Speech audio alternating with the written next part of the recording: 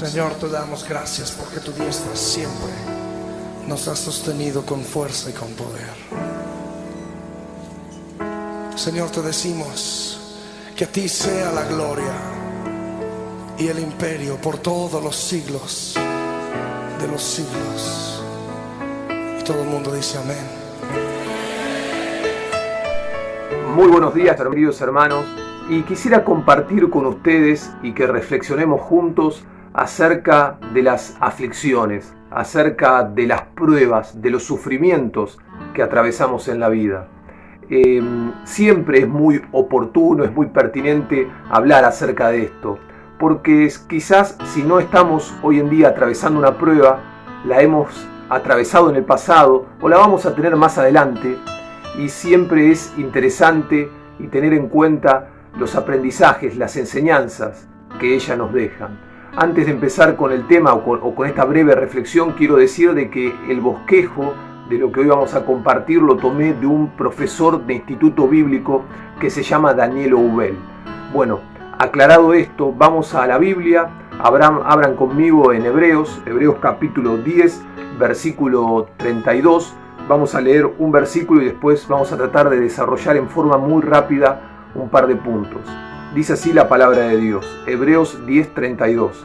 Pero traed a la memoria los días pasados, en los cuales, después de haber sido iluminados, sostuvisteis gran combate de padecimientos.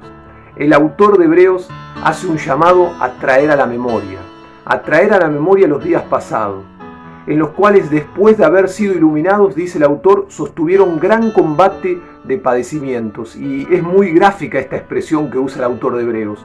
Sostener gran combate, gran pelea con los padecimientos, con las pruebas, con las aflicciones. Y es una muy clara realidad de que en nuestros sufrimientos, en nuestras pruebas, en nuestras aflicciones, nosotros las sentimos como un combate, como una lucha que estamos librando día a día. Y hay ahí entre paréntesis, entre comas, en realidad una expresión muy linda, muy gráfica, que dice después de haber sido iluminados, que es una clara alusión, es una clara referencia a cuando ellos tomaron decisión por Cristo. Es decir, estas pruebas, estos padecimientos, estas luchas que estos hermanos tenían, que tuvieron en el pasado y que ellos tenían que traer a la memoria, las tuvieron después de haber sido iluminados, después de haber aceptado a Cristo. Jesús dijo, yo soy la luz del mundo. En Corintios dice que Satanás cegó el entendimiento de los incrédulos para que no les resplandezca la luz del Evangelio. Cuando viene Cristo en nuestra vida, nos resplandece la luz del Evangelio, nos ilumina. Después de haber tomado decisión por Cristo, vinieron las luchas, vinieron los sufrimientos, vinieron los padecimientos que el autor los describe como un combate, como una pelea, como una lucha diaria que tenían que dar. Y estos hermanos tenían que traer a la memoria.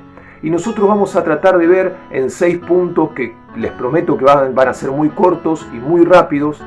Vamos a ver de que tanto el diablo, Satanás, como Dios persiguen objetivos en medio de nuestras pruebas, en medio de nuestros sufrimientos, en medio de nuestras luchas. Y vamos a ver, por supuesto, que son muy distintos unos de otros y que Dios tiene objetivos mucho más nobles sobre nuestra vida. Pero vamos a los primeros puntos. Mirá, abrí conmigo Hebreos 12, capítulo 12, versículo 3. Vamos a ver primero 3 puntos en cuanto al diablo. ¿Qué es lo que el diablo quiere? ¿Qué es lo que el diablo pretende en nuestro sufrimiento, en nuestras pruebas, en nuestras aflicciones, en nuestros problemas? Mirá, lo primero, él quiere que nosotros nos desanimemos. Él quiere desanimarnos. Este versículo de Hebreos, capítulo 12, versículo 3, aprendételo de memoria, dice así: considerad a aquel que sufrió tal contradicción de pecadores contra sí mismo, para que vuestro ánimo, para que tu ánimo no se canse hasta desmayar. Dice, miren a aquel, consideren a Cristo, que sufrió tal contradicción de pecadores contra sí mismo, para que tu ánimo no se canse. Fíjate, para que tu ánimo no se canse. El diablo quiere desanimarte, el diablo quiere desanimarme en medio de la prueba, en medio de la aflicción. Porque en el ánimo está la fuerza. Cuando uno tiene ánimo, todo es más fácil. Es más fácil congregarse, es más fácil levantarse para ir a la iglesia, es más fácil orar, es más fácil hacer el devocional, cantar. Pero cuando el diablo, Satanás, en medio de la prueba, en medio de las aflicciones, en medio del sufrimiento, logra desanimarnos. Todo nos cuesta más. Nos cuesta mucho más levantarnos para ir a la escuela dominical, nos cuesta más orar, nos cuesta más leer la Biblia, congregarnos, porque el diablo logró desanimarte, pero es interesante que no solamente esto es progresivo, el diablo no queda contento con eso, sino que no solamente va a querer desanimarte, sino también va a querer que vos desmayes. Fíjate ese versículo, el versículo 3 del capítulo 12 de Hebreos que recién acabamos de leer, dice: consideren a aquel que sufrió tal contradicción de pecadores contra sí mismo para que tu ánimo no se canse. ¿Hasta dónde? Hasta desmayar. Hasta desmayar. Y esta palabra, desmayar, es muy interesante. Tiene dos posibles aplicaciones. Mirá, la palabra esta, desmayar, quiere decir o hace referencia a soltar el cinto. ¿Vieron cuando la Biblia habla de ceñir los lomos? Bueno, en aquel momento obviamente los hombres trabajaban y se vestían con túnicas, no había pantalones como hoy en día. Y cuando ellos tenían que estar prestos para el trabajo, ¿qué hacían? Se ceñían esas túnicas a la cintura, se ceñían para poder tener libertad de movimiento y poder trabajar. Cuando habían finalizado su trabajo y necesitaban descansar, se soltaban el cinto. Y esto daba la idea de relajarse, de dejar de trabajar. Mirá, el diablo no solamente quiere desanimarte, sino quiere que sueltes el cinto. Vos sabés que esta también es la figura de un atleta que viene corriendo y ya cuando le comienzan por el cansancio a flojear las piernas, se cae vencido de rodillas al piso sin llegar a la meta. Es aquella actitud de la persona que desmaya, que se desanima para luego decir: bueno, yo no quiero pelear más con esto, yo ya no puedo más con esta prueba. Y es la actitud de aquella persona que se deja vencer, que cae desplomado al piso, diciendo: yo ya no quiero pelear, yo me relajo, ya no tiene sentido seguir peleando con esto, ya no tiene sentido seguir orando por esto, que veo que el Señor no me responde.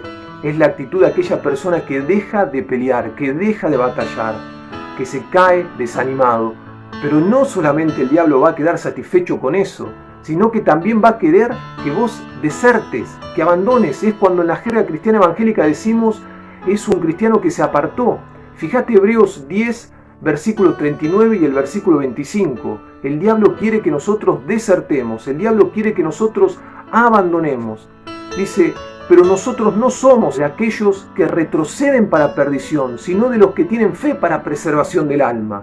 Nosotros no somos de los que retroceden para perdición. Y Hebreos 10:25, un versículo muy conocido, dice: no dejando de congregarnos, como algunos tienen por costumbre, sino exhortándonos, y mucho más cuando ven que aquel día se acerca.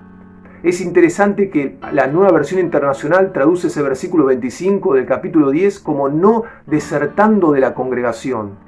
Y ambos versículos, tanto el 39 como el 25 del capítulo 10 de Hebreos, tienen un contexto militar. Esta palabra desertar se usa mucho para el ámbito militar. Y es aquel soldado que ha desertado del ejército, que ha desertado de su propio grupo, que lo ha abandonado. Y cuando un soldado hace deserción y comete deserción, pierde el honor. Y vos sabés que el diablo quiere quitarte tu honor. El diablo quiere verte humillado. Quiere verte de vuelta revolcado en el pecado del cual Él algún día te sacó cuando tomaste decisión por Cristo. Quiere quitarte todo tu honor. Él quiere que abandones. Mirá, pero vamos a ver, y yo te dije que no solamente el diablo persigue esos objetivos, sino que Dios tiene objetivos mucho más nobles. Mirá, el primer objetivo, buscalo, está en Primera de Pedro, capítulo 5, versículo 10. Dios quiere perfeccionarte. Él quiere perfeccionarme a mí. Él quiere perfeccionarnos. Este versículo de Primera de Pedro 5:10 ya dice: más el Dios de toda gracia. Dios es un Dios de toda gracia. Cuando el pecado abundó, dice Pablo en Romanos, sobreabundó la gracia de Dios. Mas el Dios de toda gracia, que nos llamó a su gloria eterna en Jesucristo, después de que hayáis padecido un poco de tiempo, Él mismo os perfeccione. Esta palabra perfeccionar es difícil de traducirla del griego original al castellano, pero da dos ideas que, bueno, me encantaría tener tiempo de poder explicarte, pero habla de remendar las redes, de reparar aquello que está defectuoso, de reparar lo que está fracturado y también de proveer lo que falta, de proveer a algo que le falta. Y hay muchas cosas en nuestra vida que Dios tiene que arreglar, que tiene que reparar, remendar nuestras redes de cosas que están rotas en nuestra vida. y también enseñarnos, proveernos cosas que nos faltan. Muchas veces no entendemos o no llegamos a comprender el valor de las cosas hasta que una prueba dura, un sufrimiento nos viene a mover todo el piso y podemos ahí realmente llegar a comprender qué es lo que realmente tiene valor en la vida.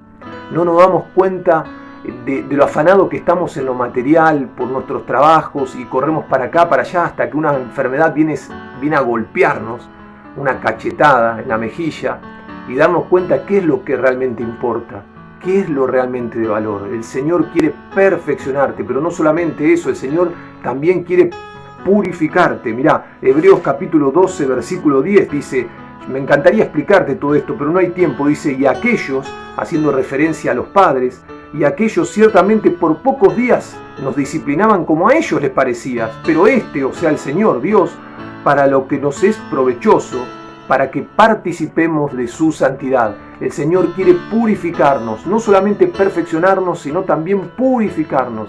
Quiere purificarnos para que participemos de su santidad. Muchas veces, lamentablemente tenemos que decirlo, el Señor tiene que recurrir al fuego de la prueba para purificarnos, para que podamos participar de su santidad. El pecado no nos permite participar de la santidad del Señor. Y lamentablemente muchas veces hay pecados, cosas que tenemos ocultos, que el Señor tiene que trabajar. A veces ni siquiera nos damos cuenta que están ahí, pero que el Señor tiene que pasar por el crisol, que tiene que pasar por el fuego de la prueba para sacar a la luz. El platero para purificar la plata la pasa por el fuego.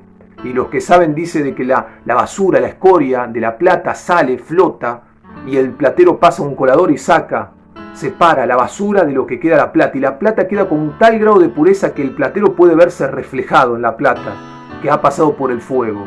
Y mirá, el Señor quiere verse reflejado en nuestras vidas. Y para eso necesita quitar el pecado. Y por último, el Señor quiere prepararnos. Mirá, Hebreos 10:33. El versículo que habíamos tomado para empezar este tema era Hebreos 10:32. Hebreos 10:33. El Señor no solamente quiere perfeccionarte, el Señor no solamente quiere purificarte, sino también el Señor quiere prepararnos. Miren lo que dice Hebreos 10:33.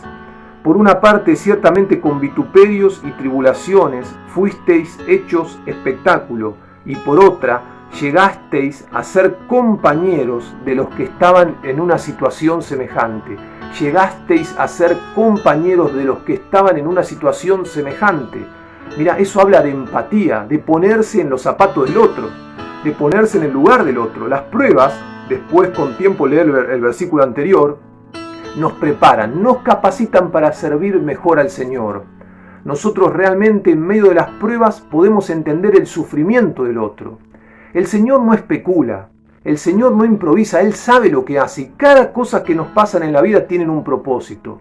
Y aún las pruebas tienen el propósito de capacitarnos, de darnos la capacidad de poder entender al otro. Muchas veces no entendemos lo que está sufriendo una persona hasta que lo vivimos en carne propia. Y te voy a poner un ejemplo para terminar. Uno quizás no puede entender el dolor de aquella persona que perdió a un ser querido hasta que lo experimentó en su propia vida. Entonces ahí entiende, se pone en el lugar del otro. No entiende lo que está sufriendo aquella persona que está transitando por una enfermedad, por la pérdida de un trabajo, hasta que lo vivió en carne propia y puede ponerse en el lugar. Está capacitado para consolar, para llevar palabras de amor, de consuelo. El Señor quiere perfeccionarnos, quiere purificarnos, quiere prepararnos para el ministerio, para la obra. Por eso es que cada vez que nos pasen sufrimientos, aflicciones, pruebas en nuestra vida, que podamos recordar es que no hay nada bueno en lo que el diablo quiere en nuestra vida y lo que el Señor sí quiere para tu vida, que son fines nobles, prepararnos, purificarnos, perfeccionarnos. Que el Señor nos bendiga. Mas el Dios de toda gracia que nos llamó a su gloria eterna, os perfeccione y afirme, fortalezca y establezca. A Él sea la gloria, a Él